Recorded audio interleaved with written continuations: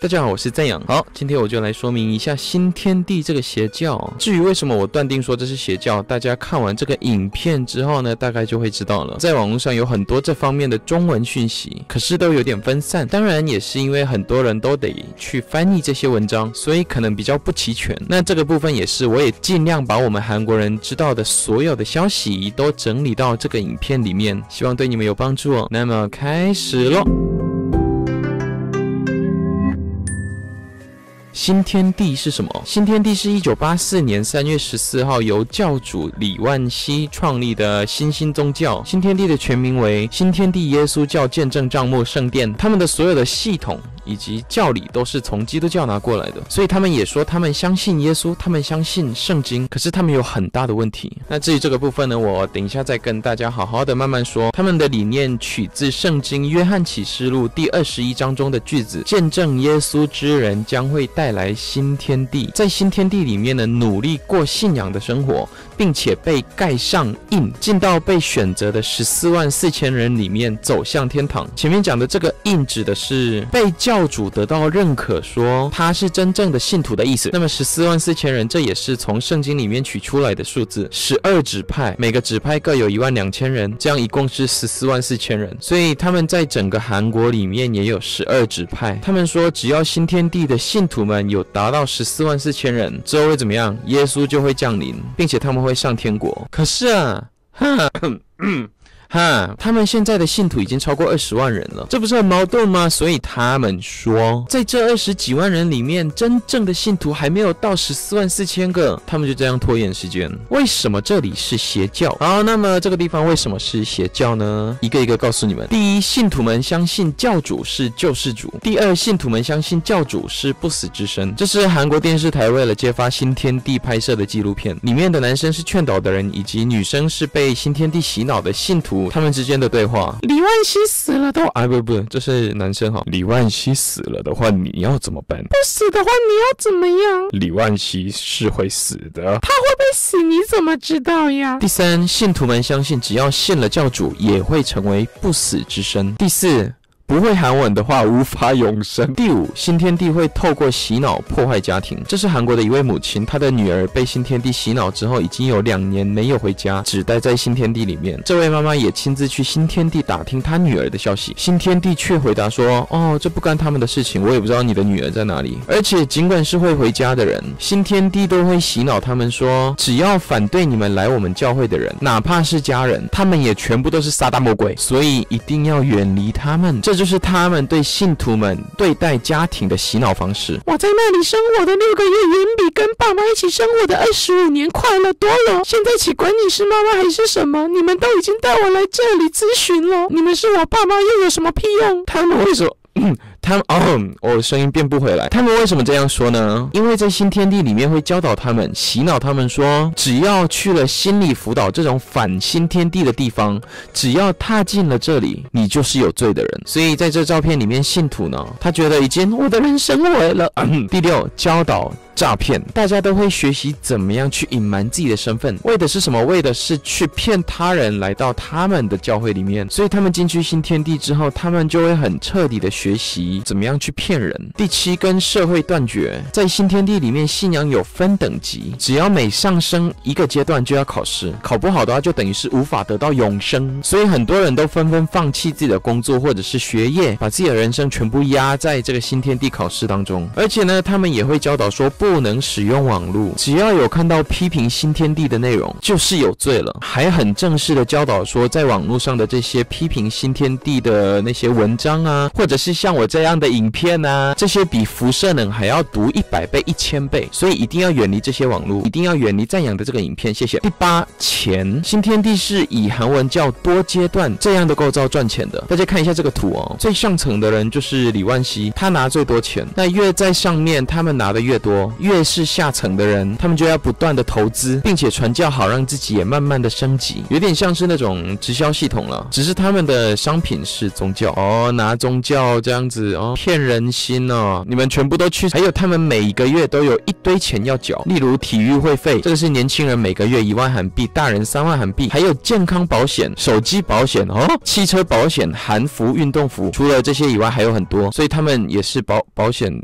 公司。保险宗教教主呢，不断的教信徒们说，只要有达到14万4千人，那么这些钱就根本都不需要了。他不是在说自己，他是在说那些信徒们，到了14万4千人的话，大家都不用钱啦，大家都上天堂啦。当然，信徒们到现在还是相信这句话，所以最后呢，教主李万熙他最有钱。第9，传教分等级，新天地会分 A、B、C 3个等级去找传教的对象，就是说呢，透过传教的过程当中，大概判断对象是 A、B、C 里面的哪一个等级。如果对方是 A， 那就要全力传教；如果是 C， 那就不用传教。至于 A、B、C 表单的部分呢，我放2-3秒，大家想看清楚的话就停下来吧。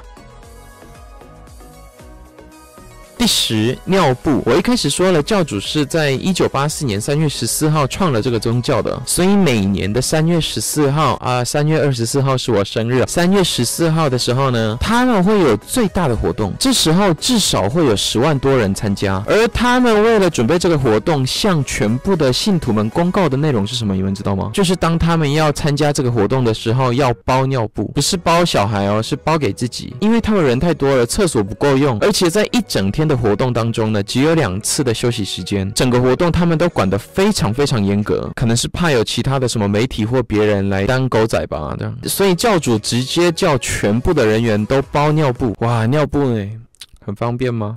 我也想试。第11，不能得病。在新天地里面，只要有得病的话，就等于是有罪。这可能有一些原因，可能是为了避免有一些信徒们，他们把生病当作是借口，慢慢的脱离教会，可能是为了预防这些。另外一个是，他们觉得老人或者是身体有不适的那样的人，这也是他们把他们给赶出去的一个很好的理由。所以韩国的记者也说，新天地连传染病也不看在眼里，因为他们认为说，只要再过2年3年的话，他们就可以到天国了。偏偏新天地就是这么的封闭，是最封闭的宗教。然后我想说，第12，秋收人。所谓秋收滚，秋收人指的是偷偷潜进其他正常的教会里面，在那里制造混乱之后，把信徒带进新天地的人。简单说就是间谍的意思。他们会在正常的教会里面认真的服侍，慢慢的他们在那个正常教会里面升到有影响力的地位的时候，就会开始污蔑教会里面的牧师，也会使用离间计。而这也是目前韩国挫赛的原因，因为在很多正常教会里面有太多的秋收人，他们绝对不能被发现，所以他们不愿意配合政府，都只是在逃跑，因为他们被揭发在新天地的理念当中，他们也是有罪的，他们拼命的不配合政府。为什么掉进邪教里面？为什么掉进邪教里也不会出来呢？最重要的是他们非常非常专业的洗脑教育。大家想想看，他们从1984年就开始了这个客制化的洗脑教育研究，都已经36年了，所以他们对人心的脆弱心理已经研究到最高境界了。只要有人进到他们宗教里面之后，他们就会不断攻略人的最脆弱的一面，所以很多人的脑在那里都会被洗衣机洗得很干净。加上人际关系这个东西在任何团体里面都是最大的武器。外面的世界很累很痛苦，很残忍可是好像只要进到这个宗教里面，所有人都对待他都像是天使一样。久而久之，他们就是喜欢在这个地方，他们就是觉得这个地方就是对的，跟他们在一起就满意了，就像吸毒一样。传教方式这个很重要。我在之前的影片当中说过，大巡真理会他们都是怎么样，你了解到吗？你的脸看起来好有福气胖嘟嘟的，都是这样对吧？可是有在韩国生活过的人，在街上应该也有看过或是听过这个心理 test 드려요，来做个心理测验吧。只要在街上看到了心理测验这4个字这是中文心理 test，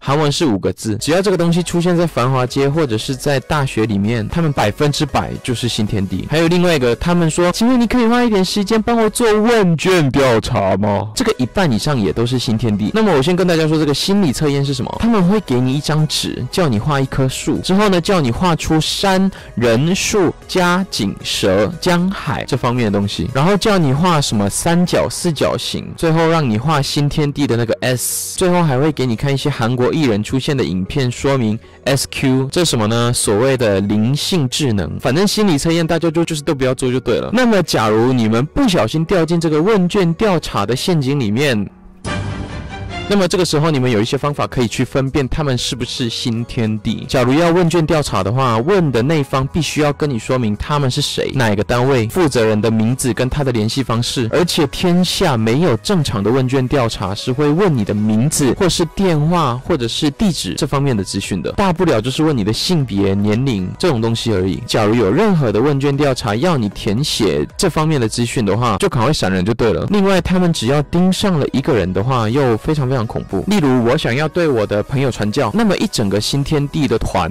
会集体行动，因为在学校这种地方他们也会自己开办一些社团，让他们集中火力在这个地方。就这样这个朋友的周围呢，慢慢的一个一个对他好的朋友，对他好的学长，对他好的陌生人都是新天地的人，并且他们会花时间慢慢的给他洗脑。而我自己本身却不会是站在最前线的那个人，所以除非是我自己跟他说，不然他死都不会知道一开始到底是谁要对他传教的。听到这边有人可能会觉得说，是他平时太放松了吧，都没有危险意识啊，可能会这样想。可是新天地真的我们看不到，可是哪里都存在。也许是你最要好的朋友，也许是跟你最亲近的人，甚至是家人也有可能。还有一个最极端的方式就是色诱传教。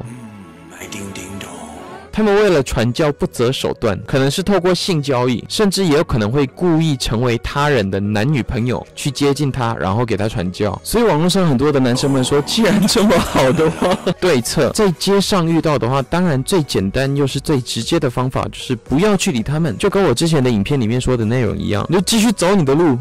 尽管他们一直黏在你的身边，你们就把它当成是厄运，不要去理他们，这是最基本的。假如你怎么样了，你们又不敢拒绝着给他们电话，然后他们一直打电话给你，那你就封锁他。他们假如用别人的电话号码一直骚扰你的话，你就把那里面的内容录起来，带到警察局里面。还有比较进阶的方式，这是一些韩国网友们他们试过的方法，比较极端的方法。例如他们写电话的时候是写那个高利贷的那个收保护费的人，那个他们的电话号码。有些人他们是去了他们的教会之后，直接在那边抽烟，然后马上就被赶出去。还有人是真的问了他们说，你了解到吗？最近得知的消息，据说新天地他们拍照的时候，他们都会比奇怪的手势，就是这个。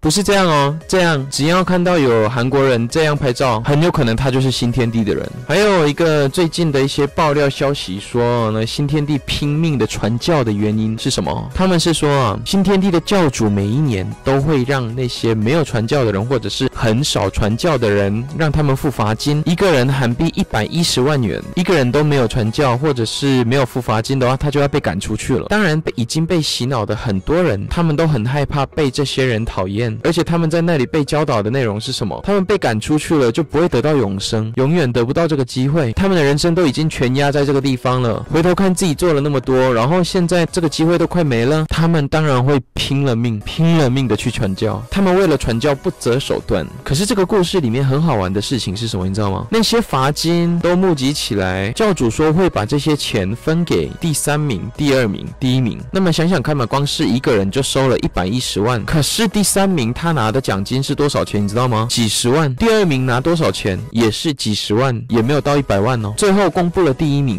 第1名是谁？第1名是教主，就这样他吞掉了那些钱。我现在跟你们讲的这所有的内容不是随便抓来的，是被证实过的内容。还有一个消息就是新天地教主他有一个很害怕的人，就是他的前妻金南熙。他呢离开教主老公之后呢，到各个媒体爆料说李万熙是诈欺犯，希望那些新天地的信徒们能够清醒。当然呢，在新天地里面会把他当成是叛徒去看待。可是这位金南熙女士，她爆料的内容里面又有一些很好玩的事情，就是这个教主啊，不久前还写爱情信给他，里面内容就是请你回到我的身边。突然变成韩剧了，该怎么结尾这个呢？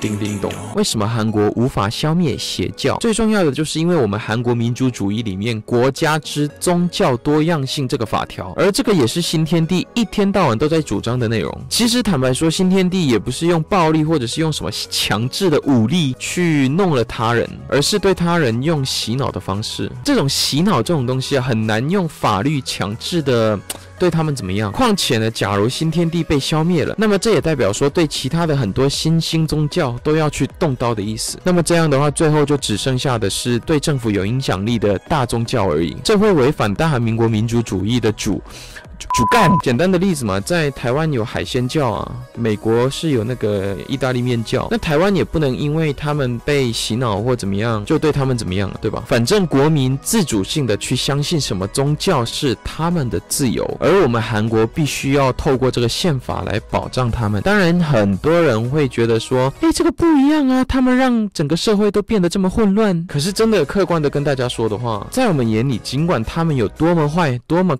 可悲什么啦？可是对被洗脑的他们来说，在那里面是很幸福、很快乐的。这些都是他们的选择，这些都是因为什么？因为人权、民主主义则是要保障这些可恶的。结束啦。好的，今天我的影片就到这里。这几天的内容都有点多哦，甚至还要怕被黄逼哦，可恶啊！没关系，假如我的这个影片可以让很多人得到一些资讯的话，我就很满足了。也许透过这个影片，哪怕是一个人也好，我可以不让他掉进新天地里面的话，我做这个影片的努力也值得了。对了，有彩蛋，我自己说彩蛋有点奇怪。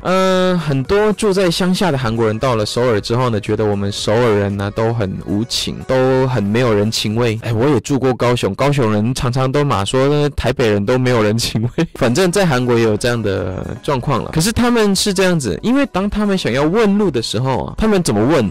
那个不好意思，然后结果是什么？我们首尔人全部都闪人呐。当然这是很大的误会，因为他们怕说那个不好意思，这是很典型的邪教，他们的传教开头也是诅咒的开始。所以我真的很讨厌邪教的原因，就是因为他们真的就是会影响我们整个社会，让社会变得越来越没有人情味。那么这个时候呢，身为首尔人，我教你们最简单的方式，外國人也可以用哦。假如你要去江南或者是去弘大，你们是想要问路的话，你们就直接怎么样？강남 홍대，直接先喊目的地就好了。홍대 hey thank you。这样的话，真的我们韩国人都是很有热情的。只要我们韩国人确认到你不是邪教就好了。当你们问完路之后，再好好跟他们道谢就好，不要担心什么礼貌的问题，好吗？홍대 강남，我们在下一个影片见，拜拜。